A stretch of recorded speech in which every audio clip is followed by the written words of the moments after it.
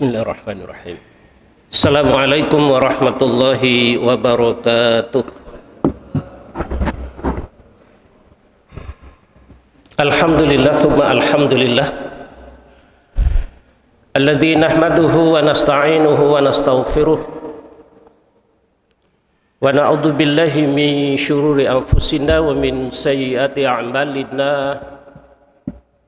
May yahdihillahu fala mudilla lahu wa may yudlil falan tajida lahu waliyyan mursyida. Asyhadu an la ilaha illallah wahdahu la syarika lah wa asyhadu anna Muhammadan abduhu wa rasuluh. Allahumma salli wa sallim ala habibika wa rasulika Muhammadin nabil ummi wa ala alihi wa ashabihi at-tayyibin at-tahirin, amma ba'd. Qala Allah Ta'ala fi kitabihil karim, a'udzu billahi minasy syaithanir rajim. Bismillahirrahmanirrahim. Ya ayyuhalladzina amanu taqullaha haqqa tuqatih wa la tamutunna illa wa antum muslimun. Wa qala aidan ya ayyuhalladzina amanu taqullaha wal tandur nafsum ma qaddamat lighadin wa taqullaha innallaha khabirum bima ta'malun. Sadaqallahul adzim. Hadirin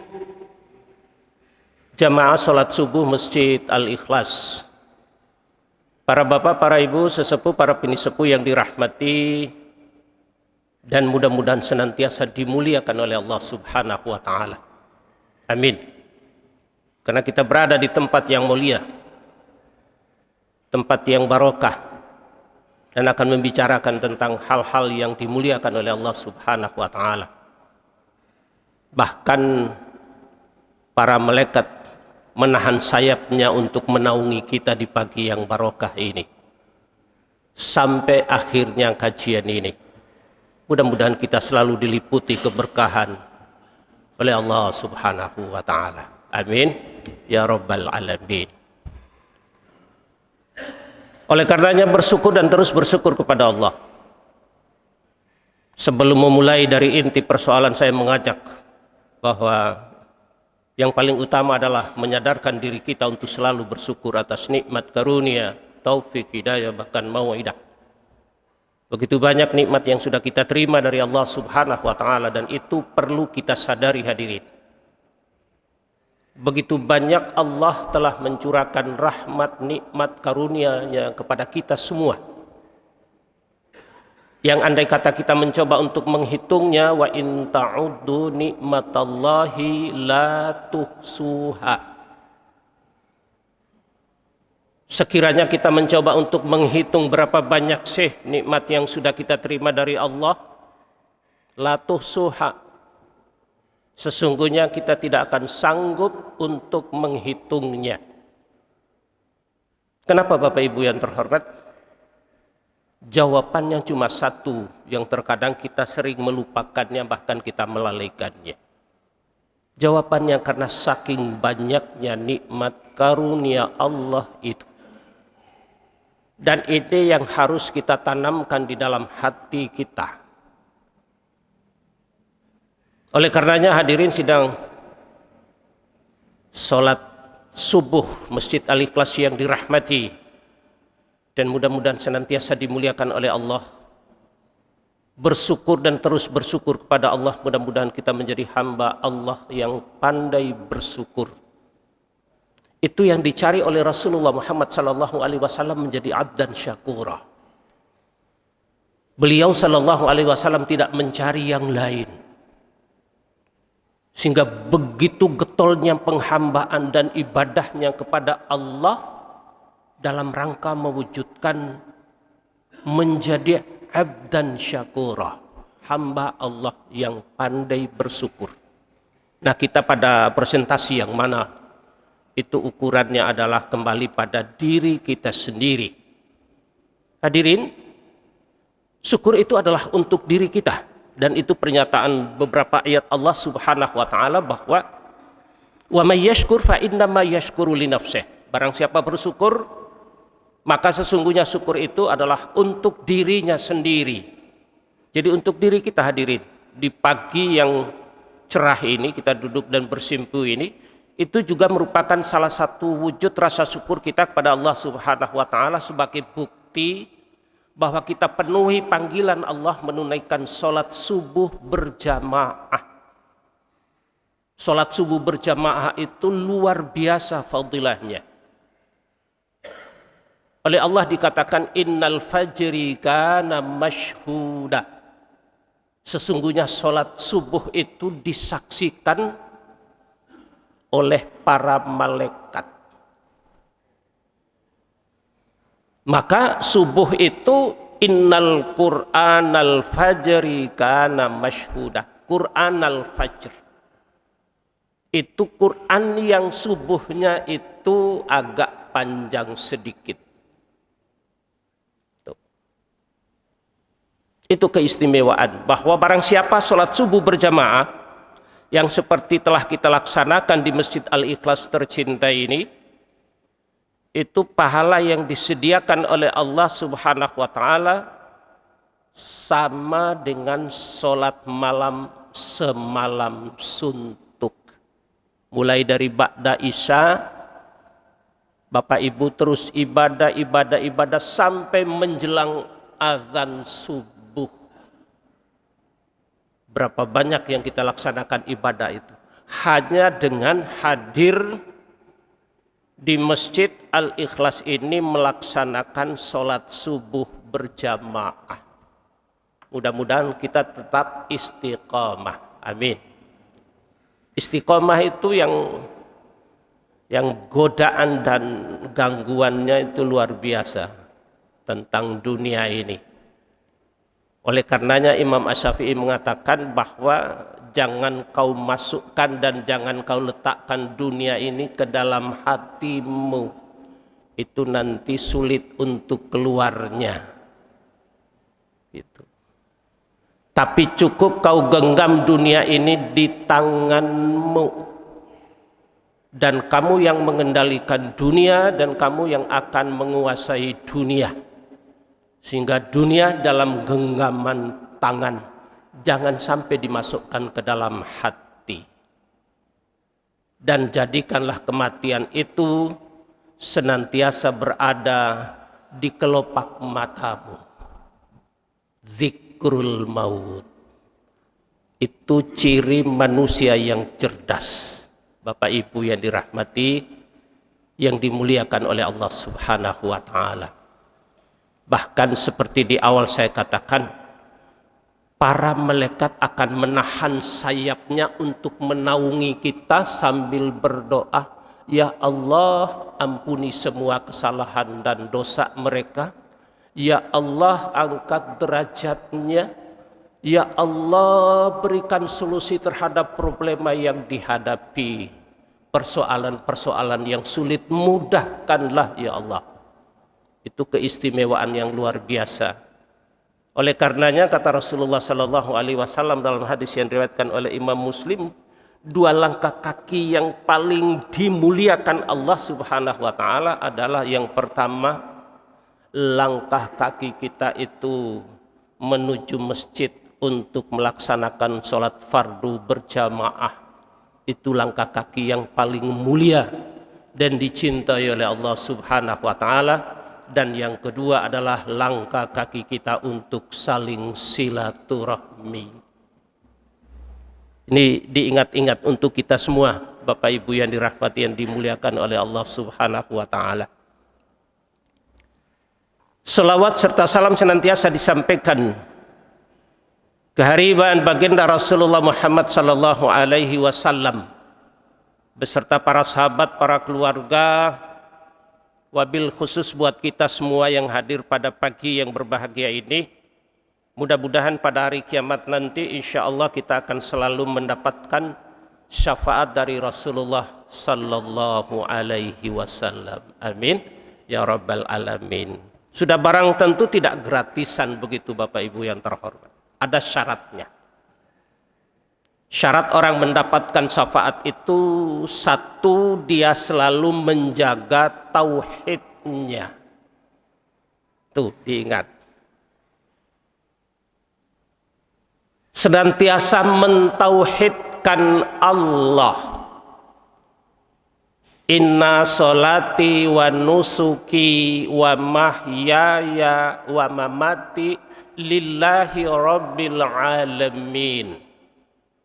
Hidup, mati, ibadah, semuanya untuk Allah.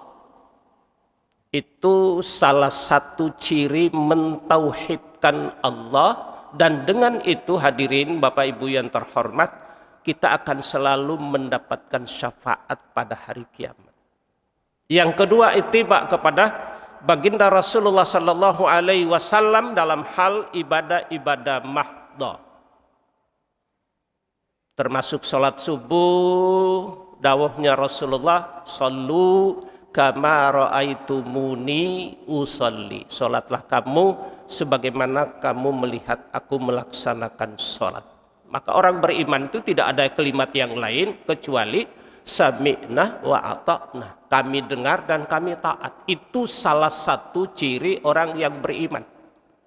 Hidupnya itu senantiasa mencontoh kepada baginda Rasulullah sallallahu alaihi wasallam, karena memang oleh Allah dijadikan sebagai uswatun hasanah.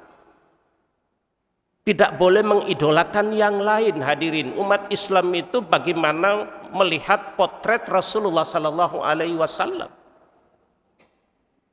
Dicontoh, ditiru ibadahnya sesuai dengan kemampuan, sudah barang tentu. Tidak sama persis ibadahnya, berdiri Rasulullah sampai kakinya bengkak-bengkak, itu kita tidak kuat. Oleh karenanya ibadah sesuai dengan kemampuan kita jaga itu. Jangan kita campur adukkan sesuatu yang bukan dari tuntunan Rasulullah sallallahu alaihi wasallam, nanti akan rusak ibadah kita, rusak akidah kita. Bapak Ibu yang dirahmati, yang dimuliakan oleh Allah Subhanahu wa taala, pada pagi yang berbahagia ini saya ingin menyampaikan beberapa hadis dari Rasulullah sallallahu alaihi wasallam, mungkin sampai syuruk insyaallah. Terbitnya syuruk itu jam 5.46 insyaallah, kan gitu. Mudah-mudahan cukup waktunya, dan mudah-mudahan kita selalu diparingi sehat walafiat oleh Allah. Amin. Kita selalu dimudahkan rizki oleh Allah Subhanahu wa taala. Kita selalu diberi jalan keluar oleh Allah Subhanahu wa taala. Karena orang yang bertakwa itu selalu mendapat solusi. Itu hebatnya orang beriman dan orang bertakwa itu. Maka jangan tinggalkan apa yang menjadi haknya Allah. Jika kita mampu memenuhi hak Allah, hadirin yang terhormat, maka Allah senantiasa memenuhi semua kebutuhan hidup kita. Jaga dan pelihara aturan Allah, maka sesungguhnya kita senantiasa bersama Allah Subhanahu wa taala. Oleh karenanya bersyukur hadirin. Bersyukur dan terus bersyukur. Denyutan jantung naik turun kita itu kita isi dengan bersyukur kepada Allah Subhanahu wa taala. Kata Ibnu Qayyim al-Jauziyah, syukur itu minimal paling sedikit itu kita mengucapkan alhamdulillah di saat kita mendapatkan rizki, meskipun itu kecil. Pada saat kita bangun tidur itu kalimat yang pertama, alhamdulillahilladzi ahyana ba'dama amatana wa ilaihin nusur. Syukur, alhamdulillah, memuji Allah. Yang kedua, kata Ibnu Qayyim al-Jauziyah, orang bersyukur itu hatinya selalu terpaut mencintai Allah. Berapa persen kita cinta kepada Allah, hadirin yang terhormat? Wujud syukur itu hatinya selalu terpaut untuk mencintai Allah.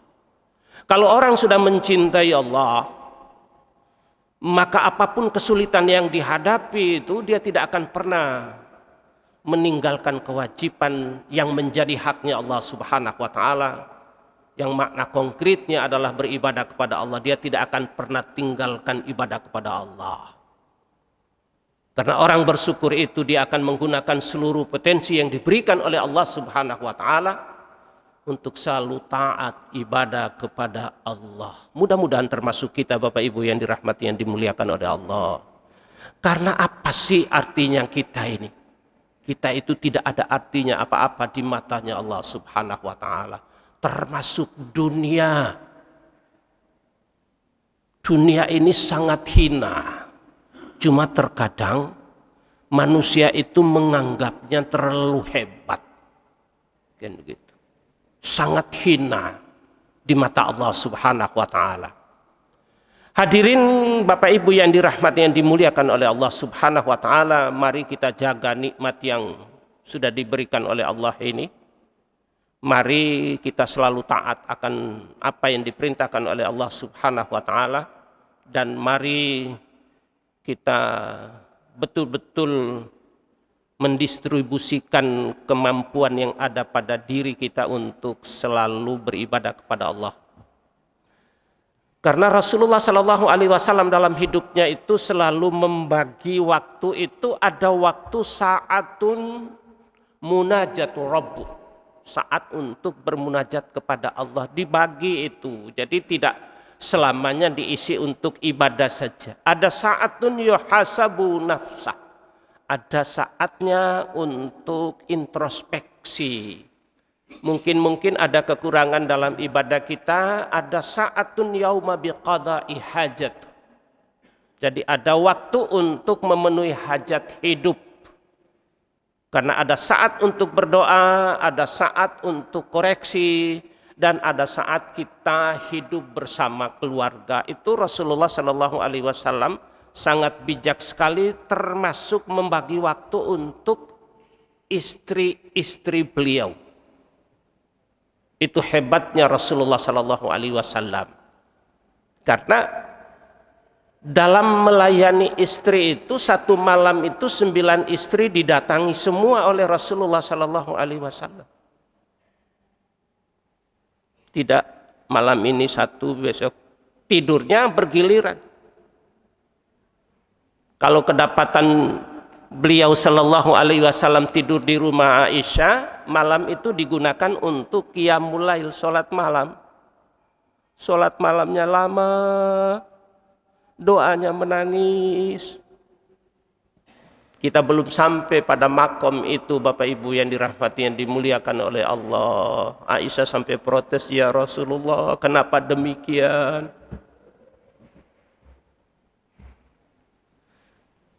Kata Rasulullah, ya Ummi Humairah, afala uhibbu an akuna abdan syakura. Apakah saya tidak merasa senang kalau saya mendapat predikat dari Allah menjadi abdan syakura, hamba Allah yang pandai bersyukur.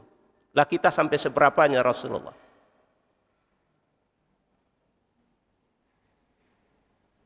Sandaran hidup Bapak Ibu yang dirahmati, yang dimuliakan oleh Allah, adalah Rasulullah Shallallahu Alaihi Wasallam. Karena baginda Rasul itu adalah contoh yang terbaik buat kita.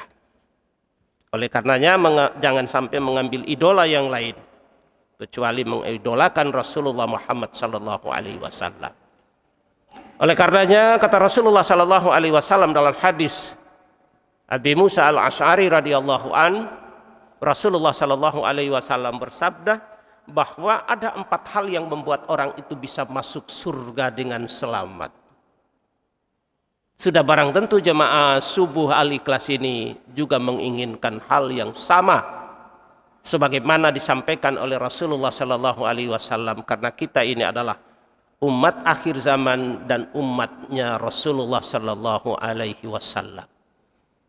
Termasuk yang akidahnya menyimpang dari Islam, termasuk yang keyakinan berbeda bahwa umat akhir zaman ini semuanya menjadi umatnya Rasulullah Muhammad Shallallahu Alaihi Wasallam.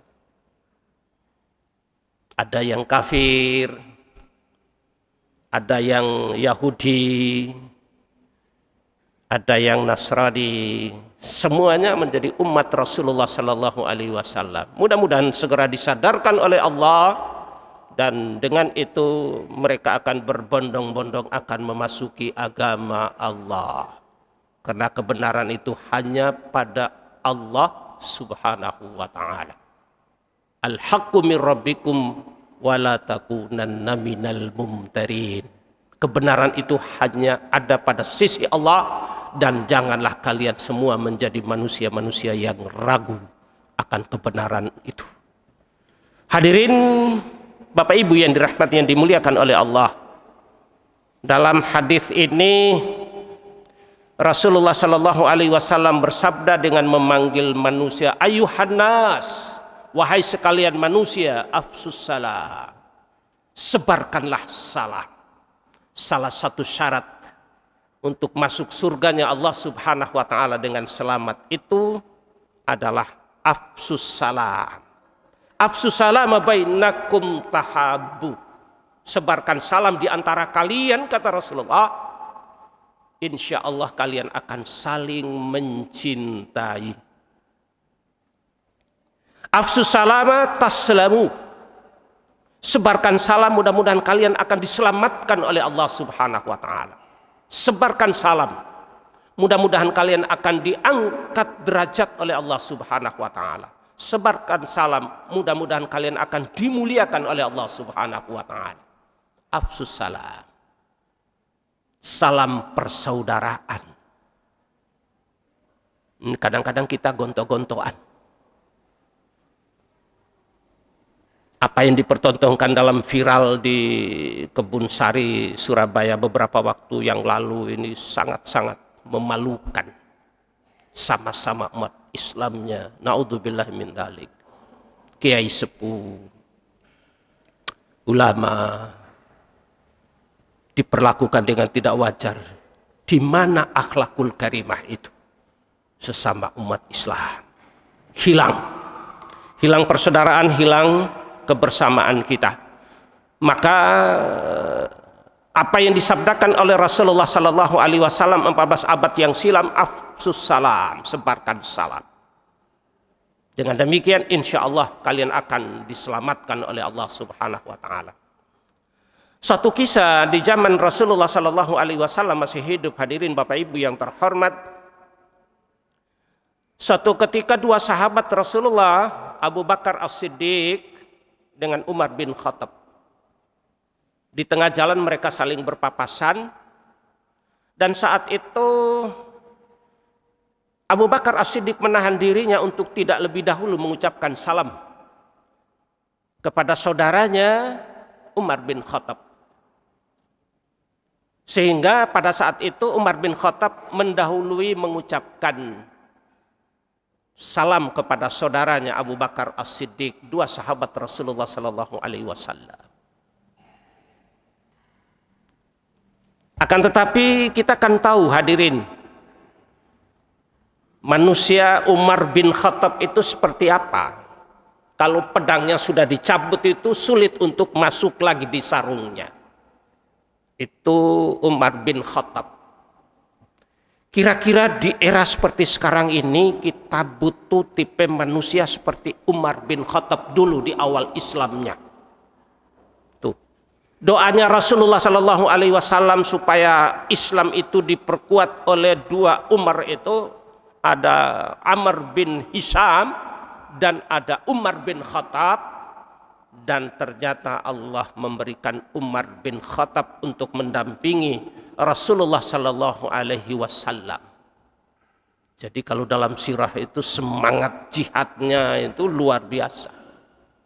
Bapak Ibu yang dirahmati, yang dimuliakan oleh Allah, pada saat peristiwa itu lalu Umar menyampaikan kepada Rasulullah Sallallahu Alaihi Wasallam, ya Rasul, saya berpapasan dengan saudaraku Abu Bakar As-Siddiq.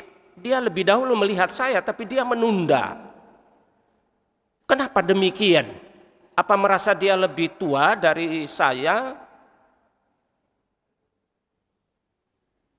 Maka Rasulullah Shallallahu Alaihi Wasallam menanyakan kepada Abu Bakar As-Siddiq, betul ya Abu Bakar seperti apa yang diungkapkan atau apa yang disampaikan oleh Umar bin Khattab? Betul ya Rasul. Kenapa demikian? Karena saya masih ingat pesan Rasulullah Shallallahu Alaihi Wasallam bahwa manakala ada dua saudara sesama muslim ini bertemu Dan siapa orang yang lebih pertama kali mengucapkan salam kepada saudaranya, maka Allah Subhanahu wa taala akan membangunkan sebuah istana baginya di dalam surga. Maka pada saat saya melihat saudaraku Umar bin Khattab, saya masih teringat dengan pesan Rasulullah itu. Dan saya ingin memberikan bahwa istana di dalam surga itu untuk saudaraku Umar bin Khattab. Padahal Umar itu kan awalnya itu kan juga mungkin merasa, wah Abu Bakar kenapa ketemu saya duluan, kenapa dia tidak mau memberikan salam kepadaku? Dan persoalan itu diadukan kepada Rasulullah Sallallahu Alaihi Wasallam. Betapa mulianya hati dua sahabat Rasulullah Sallallahu Alaihi Wasallam. Awak dewe iso apa ora? Halo? Dua sahabat lagi tawuran itu awak dewe. Ya. Bisa apa enggak Bapak Ibu yang terhormat? Memperlakukan sahabatnya itu seperti itu. Saya ingin memberikan istana buat saudaraku karena saya masih ingat bahwa siapa orang yang lebih awal memberikan salam, Allah akan menyediakan sebuah istana di dalam surga. Dan istana itu ingin ku sampaikan, ingin ku berikan kepada saudaraku. Betapa mulianya hati dua sahabat Rasulullah yang mendampingi makomnya di sana, kuburnya Rasulullah di Madinah. Dua sahabat Rasulullah Sallallahu Alaihi Wasallam. Bapak Ibu yang dirahmati, yang dimuliakan oleh Allah. Allah Subhanahu Wa Taala berfirman di dalam Al-Quranul Karim pada ayat yang ke-86 dari surat An-Nisa. A'udzubillahi minasyaitonirrajim. Wa idza khuyyitum bitahiyatin fahayyu bi ahsana minha aw rudduha innallaha kana ala kulli syai'in hasiba.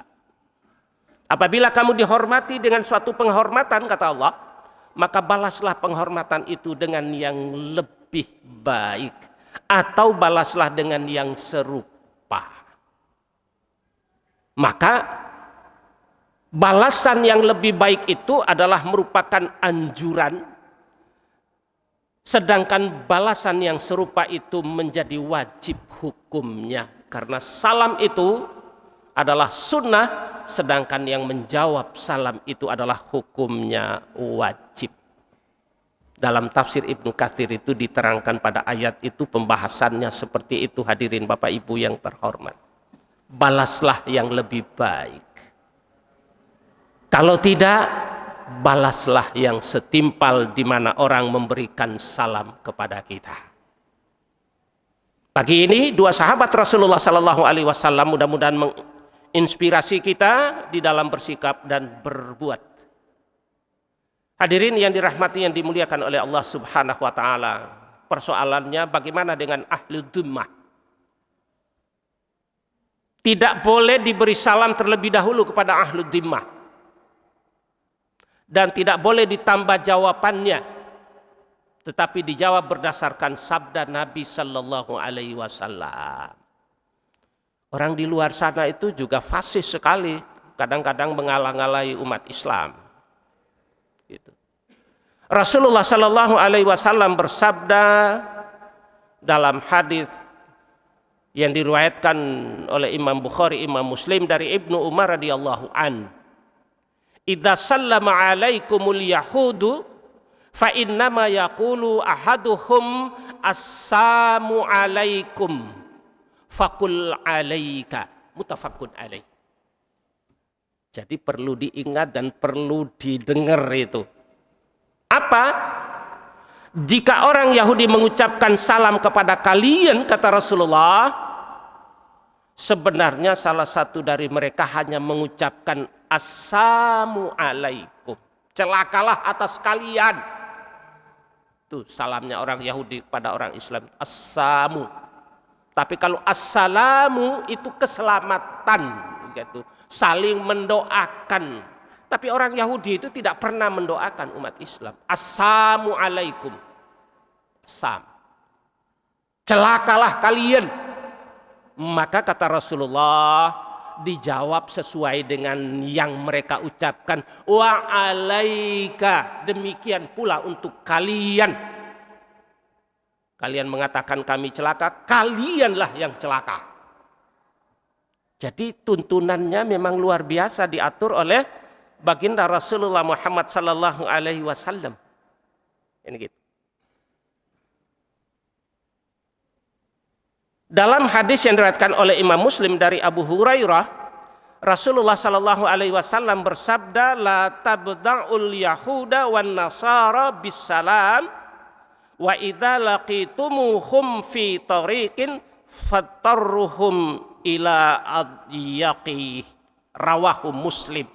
Hadis ini diriwayatkan oleh Imam Muslim bahwa janganlah kalian memulai salam kepada Yahudi dan Nasrani. Tuh, ini bukan saya yang menyampaikan, tapi ini saya hanya meneruskan apa yang dilisankan oleh Rasulullah Sallallahu Alaihi Wasallam dalam hadis yang diriwayatkan oleh Imam Muslim. Jangan kalian memulai salam kepada Yahudi dan Nasrani. Jika kalian berjumpa dengan mereka di jalan, maka sudutkanlah mereka ke arah yang pojok. Itu menunjukkan bahwa umat Islam itu menunjukkan jati dirinya dan tidak boleh minder gitu. Wah, gede gitu terus awakmu sing mengkerut terus nang pojok kono. Enggak. Kata Rasulullah, jadikan mereka itu bisa di pojok dengan hadirnya umat Islam. Kira-kira ada apa enggak? Wah, ini datang dari umat deni gitu. Umat Islam itu tidak seperti itu. Ini pesan Rasulullah Sallallahu Alaihi Wasallam dalam hadis yang diriwayatkan oleh Imam Muslim. Jika kalian bertemu dengan mereka di ke arah di tengah jalan tuh, maka sudutkanlah mereka ke arah pojok itu. Bukan berarti kita melakukan sesuatu yang dolim, tidak. Tapi tunjukkan, makna ini tunjukkan dan buktikan bahwa Anda itu adalah orang Islam. Dan Anda itu siap membela Islam. Sampai kapanpun, sampai akhir hayat kita. Sanggup enggak membela Islam ini? Halo? Umat Islam itu kalau bersatu itu kita akan mendapatkan pemimpin yang luar biasa yang akan memimpin republik ini. Tuh. Kadang-kadang kita akan melempem, wes ono sing ngurus kan gitu. Di masjid tidak usah bicara politik. Rasulullah itu mengajarkan politik di masjid. As-siyasah fil Islam. Kenapa dilarang sampai saat ini? Penjajah itu tidak mau kalau umat Islam itu mengerti tentang politik. Politik itu kotor, politik itu jadi disudut-sudutkan bahwa sesuatu yang dilakukan oleh Rasulullah dulu itu memenangkan perang, dan selama perang itu dipimpin oleh Rasulullah menang terus kecuali peristiwa Uhud. Karena memang ada yang mengingkari dari apa yang dipesankan oleh Rasulullah Sallallahu Alaihi Wasallam. Tuh. Sampai membias sampai sekarang ini. Karena memang itu ulah penjajah itu begitu. Umat Islam itu hanya ibadah-ibadah mahdoh saja. Kan gitu. Haji diatur. Kan begitu. Haji di zaman Belanda itu luar biasa diatur oleh pemerintah penjajah Belanda pada waktu itu. Kakek saya haji itu diatur oleh Belanda itu luar biasa, perjalanan kapal laut 6 bulan itu diantar tuh sampai tangis-tangisan. Sibukkan mereka dengan ibadah ritual saja, jangan berbicara tentang bagaimana menata negara ini. Tanda-tandanya Indonesia menjadi Singapura kedua. Apa rela Bapak Ibu yang dirahmati yang dimuliakan oleh Allah? Sekarang ini berpura-pura pakai sorban, pakai kopiah, pakai baju takwa, masuk di pondok-pondok pesantren. Bohongi orang Islam, masuk pondok pesantren. Tapi yang itu juga yang membongkar masjid di Jakarta Selatan. Tuh. Dan itu harus waspada Bapak Ibu yang terhormat. Gitu. Kita tidak punya permusuhan dengan siapapun. Akan tetapi umat Islam harus peka melihat situasi zaman yang berkembang saat ini. Jangan sampai pikiran-pikiran penjajah itu mengakar terus di hati kita sehingga kita sulit dan takut untuk berjuang. Jangan sampai penyakit wahan ini senantiasa bercokol di dalam hati kita. Tahu mahwal wahan, kata Rasulullah, hubbud dunya wa karahiyatul maut. Cinta dunia dan takut mati. Padahal mati itu sesuatu yang pasti, Bapak Ibu yang terhormat. Ya, sesuatu yang pasti. Oleh karenanya mari kita simak yang menjadi syarat untuk masuk surganya Allah dengan selamat. Wa at'imut ta'am, memberikan makan terutama bagi orang-orang yang membutuhkan. Ibu-ibu kalau masak kuahnya dilebihin, ibarat Rasulullah itu ada tulang onta yang masih nempel sedikit di dagingnya, itu berikan kepada tetangga. Karena saudara kita yang jauh belum datang, tetangga itu yang pertama menolong kita. Baik-baiklah dengan tetangga. Saya sering menyampaikan bahwa jika tetangga itu tidak seakidah dengan kita, haknya hanya satu sebagai tetangga. Tapi kalau dia orang muslim, maka haknya adalah dua. Satu sebagai tetangga dan satu sebagai sesama saudara muslim yang haknya harus dipenuhi dan dijaga. Ini kadang-kadang kan kita abaikan, Bapak Ibu yang terhormat. 14 abad yang silam itu Rasulullah Shallallahu Alaihi Wasallam bersabda, wallahi la yu'min, wallahi la yu'min, wallahi la yu'min, demi Allah tidak beriman seorang kamu. Diulang sampai 3 kali, hadirin Bapak Ibu yang terhormat. Nah, kalau sesuatu yang diulang oleh Rasulullah Shallallahu Alaihi Wasallam 3 kali ini menunjukkan bahwa sesuatu yang sangat penting, sangat urgent. Para sahabat waktu itu bertanya, qila man ya Rasul? Apa yang dimaksud Rasulullah bersumpah sampai 3 kali? Kata Nabi, alladzi la ya'manu jarahu bawa'iqah. Orang-orang yang tetangganya tidak pernah merasa nyaman, aman dari lisannya, dari ucapannya, dan dari tangannya, dan dari perilakunya. Sampai-sampai Rasulullah Sallallahu Alaihi Wasallam menyampaikan, saya kira tetangga itu akan saling mewarisi. Saking pentingnya Rasulullah Sallallahu Alaihi Wasallam mengingatkan itu. Bapak Ibu yang dirahmati, yang dimuliakan oleh Allah Subhanahu Wa Taala, berikan, jaga hati-hati tetangga itu. Bahkan suatu hal yang mulia manakala seseorang itu suka memberi. Wallahu fi aunil abdi ma kana al abdu fi auni akhi. Allah senantiasa mencintai orang yang mengasihi hambanya selama hambanya senantiasa mengasihi kepada sesamanya. Jadi kalau memang kita ikuti petunjuk Rasulullah Sallallahu Alaihi Wasallam, sangat indah hidup ini, hadirin Bapak Ibu yang terhormat. Ya gitu. Akan tetapi perlu diingat dalam hadis yang lain, al yadul ulya khairun minal yadus suflah. Tangan yang di atas suka memberi, loman itu lebih baik daripada tangan yang di bawah, kan gitu. Kita berupaya untuk memberi semampu kita. Jangan sampai kita berbuat kikir, bakhil, pelit. Ya. Oleh Allah Subhanahu Wa Taala difirmankan dalam surat yang keempat pada ayat yang ke-37, A'udzubillahi minasyaitonirrajim.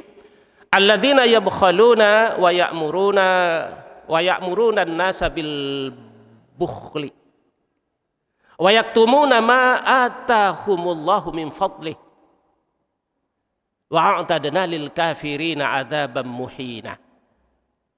Surat yang keempat ayat yang ke-37, orang-orang yang kikir Allah dan menyuruh orang lain berbuat kikir serta menyembunyikan karunia Allah yang diberikan kepada mereka, maka Allah Subhanahu Wa Taala telah menyediakan untuk orang-orang kafir itu siksa yang menghinakan. Gitu. Siksa bagi orang-orang kafir itu. Oleh karenanya hadirin Bapak Ibu yang dirahmati yang dimuliakan oleh Allah Subhanahu wa taala, ma amana bi mimbata syab'ana wa jaruhu ja'iun ila jamyihi wa hum ya'lamu bih. At-Tabrani wal Al-Bazzar.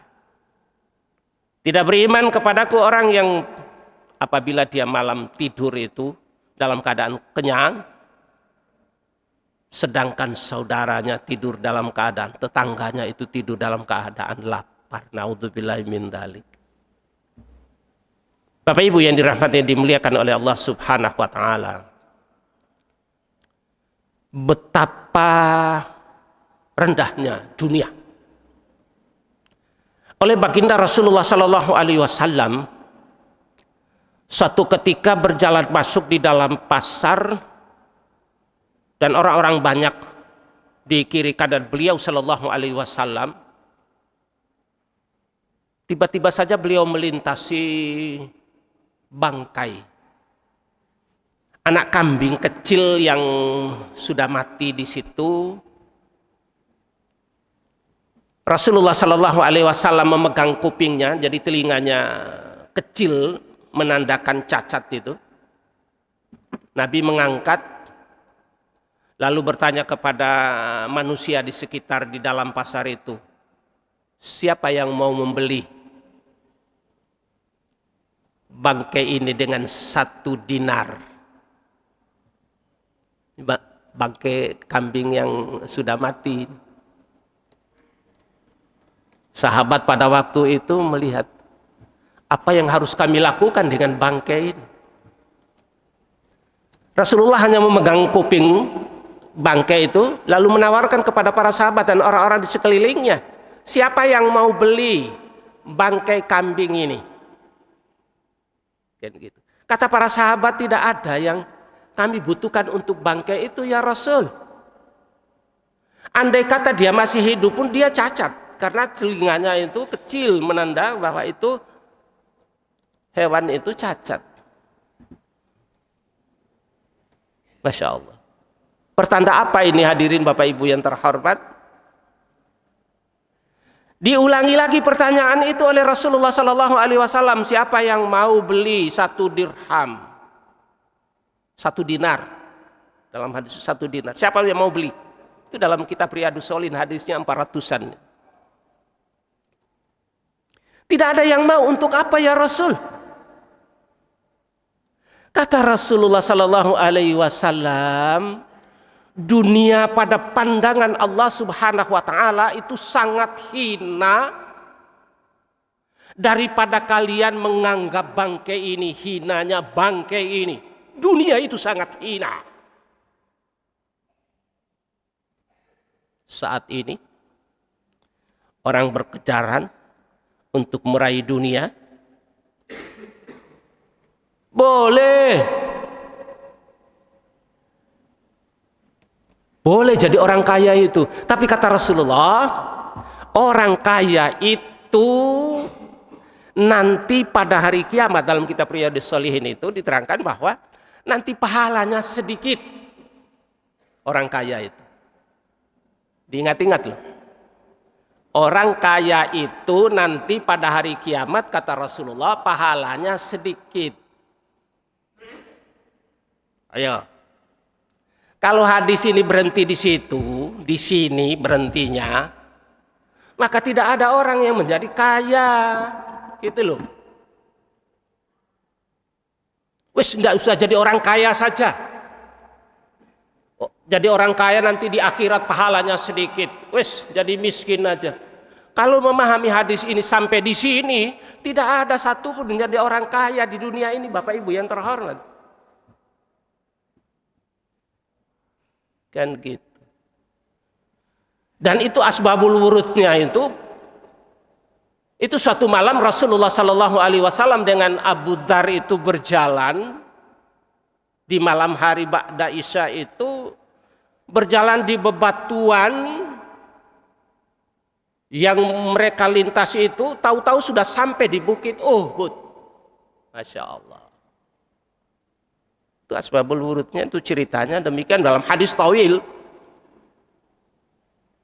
Sampai di sana di Bukit Uhud itu kata Rasulullah, ya Abu Dzar, labbaik ya Rasul. Masya Allah. Itu menunjukkan apa? Takdimnya kepada Rasulullah Sallallahu Alaihi Wasallam. Ini dalam bahasa kita, wahai Abu Dzar, dalam ya Rasul. Gitu. Sahabat itu dengan Rasulullah Sallallahu Alaihi Wasallam itu luar biasa.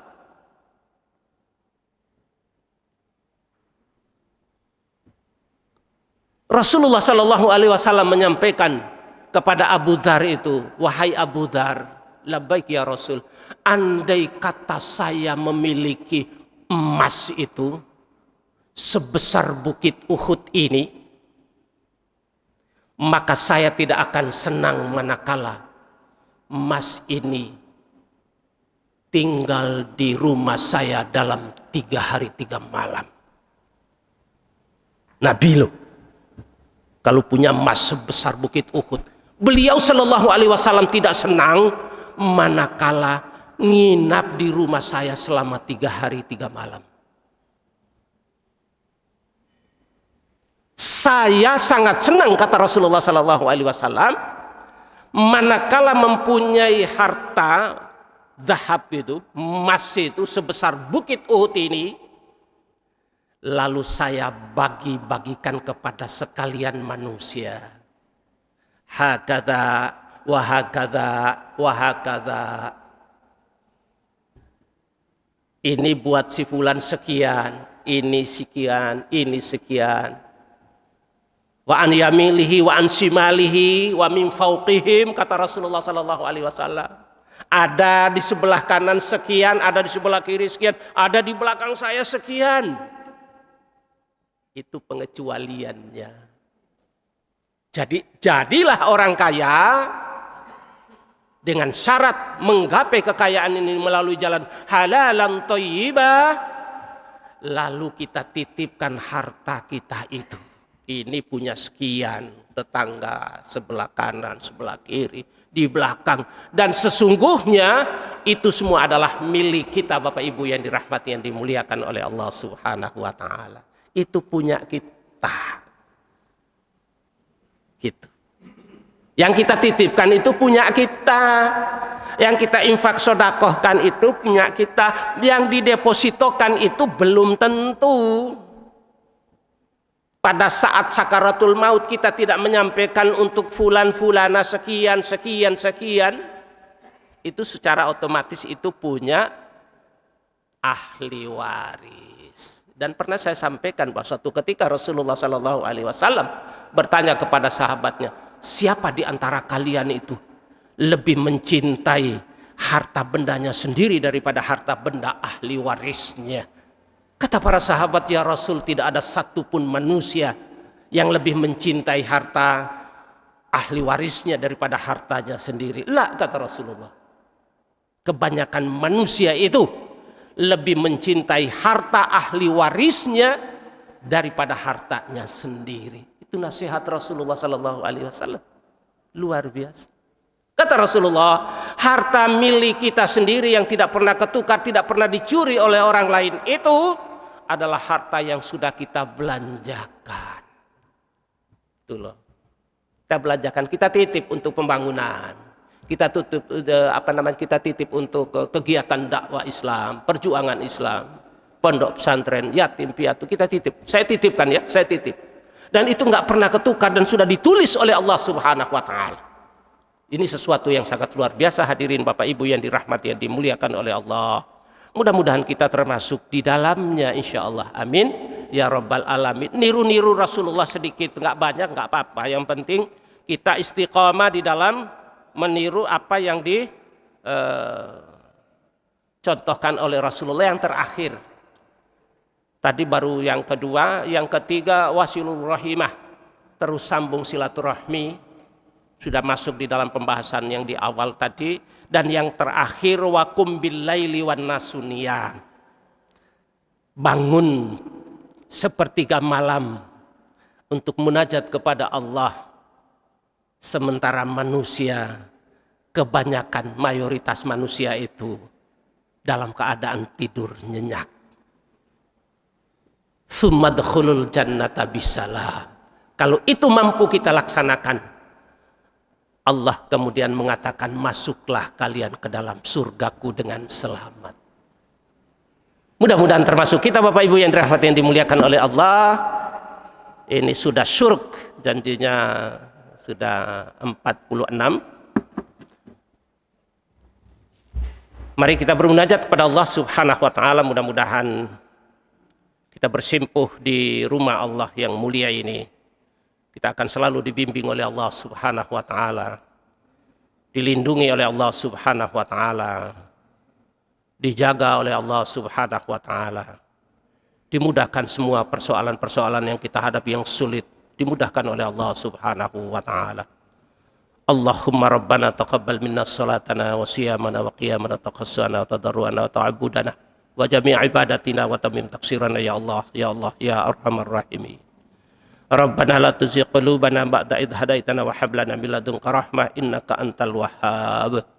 Rabbana la tu'akhidna in nasina aw akhtana. Rabbana wa la tahmil 'alaina isran kama hamaltahu 'alal ladzina min qablina. Rabbana wa la tuhammilna ma la taqata lana bih. Wa'fu anna waghfir lana warhamna. Wa'fu anna waghfir lana warhamna anta maulana fansurna 'alal qaumil kafirin. Allahumma arinal haqqa haqqan warzuqna ittiba'ah wa arinal batila batilan warzuqna ijtinabah. Rabbana ighfir lana wa li ikhwanina alladhina sabaquna bil iman wa la taj'al fi qulubina ghillan lil ladzina amanu rabbana innaka ra'ufur rahim. Rabbana dhalamna anfusana wa illam taghfir lana wa tarhamna lanakunanna minal khasirin.